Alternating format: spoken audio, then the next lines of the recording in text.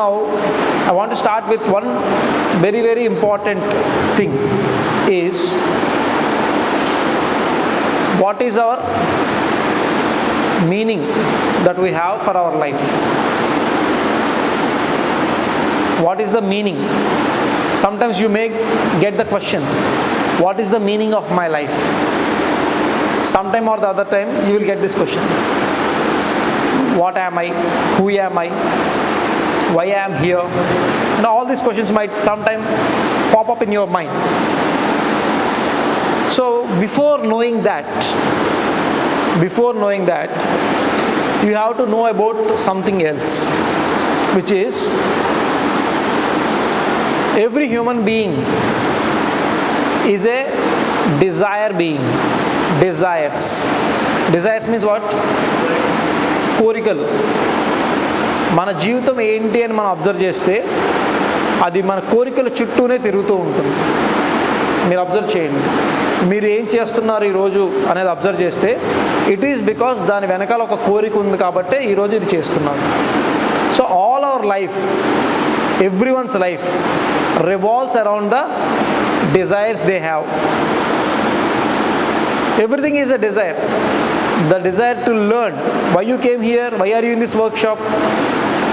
Maybe the desire to learn something new. Maybe desire to know more. Yes or no? So it's a desire. So మీ లైఫ్లో ఏం చేస్తున్నా సరే everything is linked to a desire. మీరు లైఫ్లో ఏం చేస్తున్నా సరే it is link to a desire. మీరు ఏదైనా బిజినెస్ చేస్తున్నారు, why are you doing the business? You have a desire to earn money, to give value to people, to have a better lifestyle, anything. All these are the background desires. Yes or no? So why you are doing what you are doing, why you are doing what you are doing is based on the desires that we have in our life, and all our life is a progression of achieving these desires. ఈ డిజైర్స్ని మనం achieve చేసే క్రమంలో మనం సాగించే ప్రయాణమే మన జీవితం అంటాం. అవునా కదా? మన కొన్ని కోరికలు ఉంటాయి, ఆ కోరికలు సాధించుకునే క్రమంలో మనం చేసే ప్రయాణమే మన జీవితం. That is life in simple terms. So well all our desires manifest. అన్ని కోరికలు తీరిపోతాయా అందరికీ? ఎవరికైనా అవుతాయా? ఈవెన్ చాలా గొప్ప గొప్ప వాళ్ళకి కూడా all desires will never be met, will not be fulfilled. But the probability of fulfilling our desires changes. కొంతమందికి ఈజీగా కొన్ని మేనిఫెస్ట్ అవుతాయి, కొంతమందికి కొన్ని చాలా కష్టంగా మేనిఫెస్ట్ అవుతాయి, కొంతమంది కష్టపడినా కొన్ని మేనిఫెస్ట్ అవ్వవు వాళ్ళ లైఫ్లో. Okay, so there are 3 different things here. ఇందులో మనకి అలైన్మెంట్ అని ఒకటి ఉంటుంది. సో మన లైఫ్లో ఏదైనా మనకి త్వరగా మేనిఫెస్ట్ అవుతుంది అంటే we are in alignment to that. మనం అనుకున్నది త్వరగా సాధించడం, మనం అనుకున్న వేలో ముందుకు వెళ్ళిపోవడం ఇలా జరుగుతున్నాయంటే దాంతో మనం వైబ్రేషన్ అలైన్ అయ్యామని. మనకి ఏదైనా అవ్వట్లేదు అంటే maybe we are not in alignment to it. దాంతో మన వైబ్రేషన్ మ్యాచ్ అవ్వట్లేదు అని, అదే మనకు త్వరగా రాదు. Okay, so all our life desires, journey, fulfilment అయితే, డిజైర్ ఫుల్ఫిల్ అయితే ఎలాంటి ఎమోషన్స్ వస్తాయి మనకి? Satisfaction, happiness, Joy, all these things ఇవన్నీ వస్తాయి కదా మనకు లైఫ్లో. డిజైర్స్ మీట్ అవ్వకపోతే what kind of emotions do you get? Sadness, dissatisfaction, discontent, unhappy, all these things, right? So everyone's life, the problems in their life, the sufferings they are having in their life is because their desires are not met. మన లైఫ్లో మనకు ఎదురయ్యే problems, మనకు ఎదురయ్యే కష్టాలు అని ఏదైతే మనం అనుకుంటున్నామో, మన ఛాలెంజెస్ అని ఏవైతే అనుకుంటున్నామో, మన ప్రాబ్లమ్స్ అని ఏవైతే మనం అనుకుంటున్నామో, all these things are nothing but మన కోరికలు ఏవైతే ఉన్నాయో ఆ ఎక్స్పెక్టేషన్స్ తగ్గట్టు మన లైఫ్ లేదు కాబట్టి ఇవన్నీ మనకి ఇలా ఉంటాయి. All these things. So either you have an option, వాటిని అచీవ్ చేసి మీకు అనుకూలంగా మీరు ఎలా అనుకుంటున్నారో అలా జరిగేలాగా వాటిని చేంజ్ చేసుకోవడం అనేది ఒక ఆప్షన్ ఉంటుంది. రెండు, you have to change your desire completely. Maybe you have to change your desire. నీ కోరికలోనే ఆ లోపం ఉండొచ్చునేమో. Who knows? There are many hundreds of examples that we can give. Okay, so someone is not feeling well in his job, he is not feeling good in his job. Okay, he is having a lot of conflicts with his boss, he is having a lot of problems. So ఎన్ని ఎందుకు వచ్చాయి అంటే తన expectation job గురించి ఏదైతే ఉందో, తన job ఒక ఎక్స్పెక్టేషన్తో వెళ్తాడు కదా, అలా లేదు కాబట్టి వచ్చింది. So first of all, the expectations that you have that may be wrong. మీరు ఏదైతే ఎక్స్పెక్టేషన్స్ పెట్టుకుంటారో అదే రాంగ్ అవ్వచ్చు. The expectations may be wrong. So you have to think about your expectations. We always hope for the best, అవునా కదా? అంత బాగుంటుందని హోప్తోనే వెళ్తాం మనం. బట్ అక్కడ మనం అనుకున్నట్టు లేకపోతే we will be unhappy, dissatisfied. Yes or no?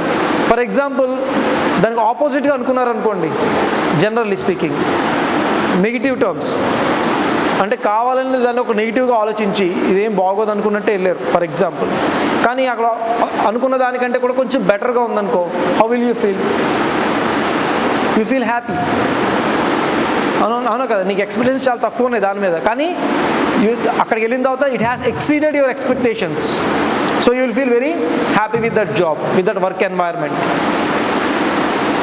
So the main reason for someone feeling happy or someone feeling sad in a certain job is based on the expectations that we keep.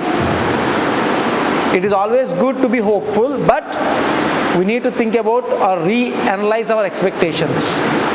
మన expectations ఎక్కడి నుంచి వస్తాయి? From the way we see the world. మీ కోరికలు ఏదైతే ఉంటాయో అక్కడి నుంచి ఎక్స్పెక్టేషన్స్ వస్తాయి.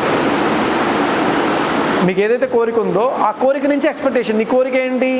You want to work in a very good environment, in a very good company, in a peaceful job, high energetic job, మంచి వర్క్ ఎన్వైర్న్మెంట్ ఉన్న జాబ్లో కావాలి అని చెప్పి, that is what your desire.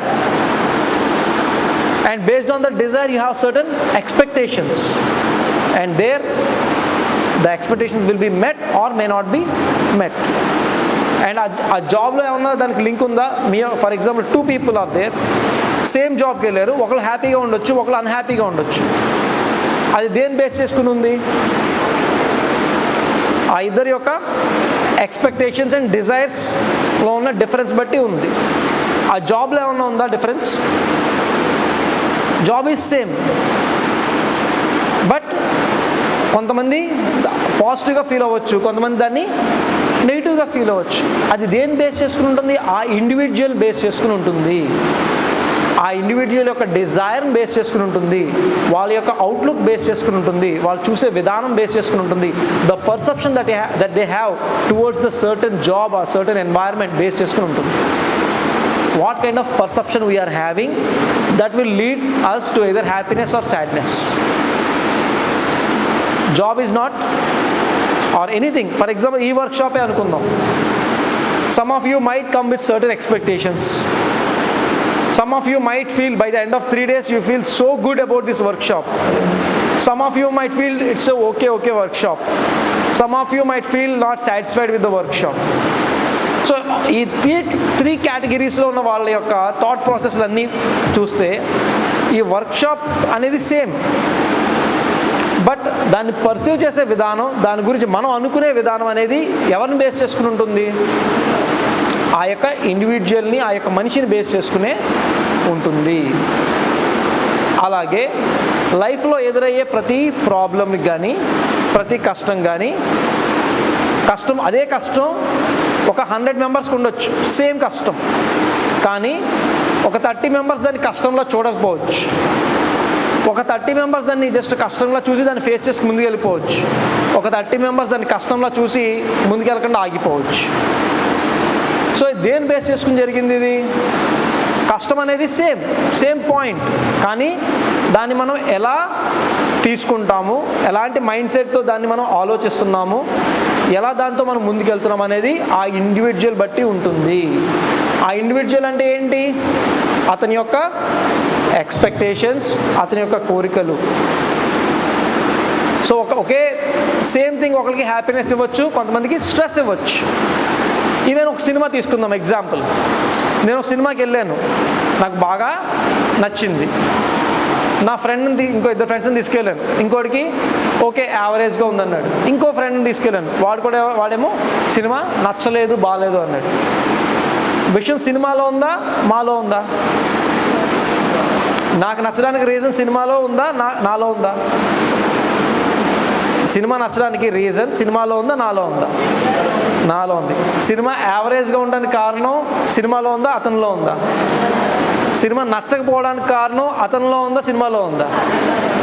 Yes, ఇదే లాజిక్ లైఫ్లో. మనకి నచ్చడం నచ్చకపోవడం అనేది బయట విషయాల నుంచి సంబంధం లేదు. మనకి ఇష్టపడకపోవడం అనేది బయట విషయాలతో సంబంధం లేదు. ఆల్ దీస్ పెయిన్, సఫరింగ్స్, కోపం, ద్వేషం, నచ్చడం నచ్చకపోవడం, all these things are related to you. అది నీకు సంబంధించిన విషయం, అవతల వాళ్ళకి సంబంధించిన విషయం కాదు, ఆ సిచ్యువేషన్కి సంబంధించింది కాదు, ఆ ఈవెంట్కి సంబంధించింది కాదు. ఒకే కాలేజ్లో కొంతమంది చాలా బాగుందని ఫీల్ అవ్వచ్చు, కొంతమంది కాలేజ్ ఓకే అనుకోవచ్చు, కొంతమంది ఇదే కాలేజ్ మన కాలేజ్ బాగాలేదురా అని ఫీల్ అవ్వచ్చు. అది కాలేజీకి సంబంధించిందా ఆ యొక్క స్టూడెంట్కి సంబంధించిందా? It depends on the student. తన యొక్క ఎక్స్పెక్టేషన్స్ ఎలా ఉన్నాయి కాలేజ్ అంటే, తన యొక్క డిజైర్స్ ఎలా ఉన్నాయి అనే దాన్ని బేస్ చేసుకునే తన ఫీలింగ్స్ జనరేట్ అవుతాయి తప్ప, మనం బేస్ చేసుకునే ప్రపంచం ఉంటుంది తప్ప ప్రపంచాన్ని బేస్ చేసుకుని మనం ఉండము. ప్రపంచం అందరికీ సేమ్. మనం ఎలా పర్సీవ్ చేస్తాం ప్రపంచం అనేదే very very important, and that is where we have to think about our self. So మనం ఏదైనా లైఫ్లో చేయాలి అంటే ప్రతి ఒక్కరికి కూడా కొన్ని ఇంపార్టెంట్. ఏంటి? ఫర్ ఎగ్జాంపుల్, నాకు క్లాస్ చెప్పడం అనేది, ఈ నాలెడ్జ్ని స్ప్రెడ్ చేయడం అనేది important thing for me. Okay, so నేను తీసుకునే లైఫ్లో ఏ డెసిషన్స్ అయినా నాకు ఏవైతే ఇంపార్టెంట్ థింగ్స్ ఉంటాయో, ఇంపార్టెంట్ వాల్యూస్ ఉంటాయో, నాకు ఆ వాల్యూస్ బేస్ చేసుకునే నేను లైఫ్లో డెసిషన్స్ తీసుకుంటా. నాకు తెలియపోవచ్చు, మీకు తెలియపోవచ్చు, మీరు తీసుకునే డెసిషన్స్కి రీజన్ మీకు తెలియపోవచ్చు, మీరు కాన్షియస్గా లేకపోవచ్చు, కానీ మనందరికీ కూడా కొన్ని కోరికలు, వాల్యూస్తో కూడిన కోరికలు ఉంటాయి.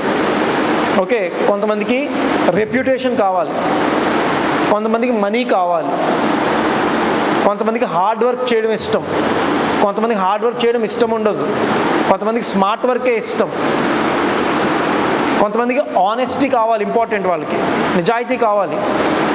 సో ఇలా ఒక్కొక్కరికి కూడా ఒక్కొక్క రిక్వైర్మెంట్స్ ఉంటాయి. మనందరికీ అన్నీ ఉంటాయి. అన్నింటిలో కూడా ఆల్మోస్ట్ 200 ఉన్నాయి రిక్వైర్మెంట్స్, కామన్గా ఉండే వాల్యూ సిస్టమ్స్ అంటాం. ఈ 200లో కూడా మనందరికీ ఇంపార్టెంట్ అయ్యేవి 5 or 6 ఉంటాయి. ఆ 5 or 6 ఏదైతే మనకి ఇంపార్టెంటో వాటిని బేస్ చేసుకునే మనం లైఫ్లో డెసిషన్ తీసుకుంటాం. మనం ఏం చేసినా దాన్ని బేస్ చేసుకునే చేస్తాం. ఫర్ ఎగ్జాంపుల్, నాకు ఆనెస్టీ, నిజాయితీ అనేది చాలా ఇంపార్టెంట్ అనుకోండి. For example,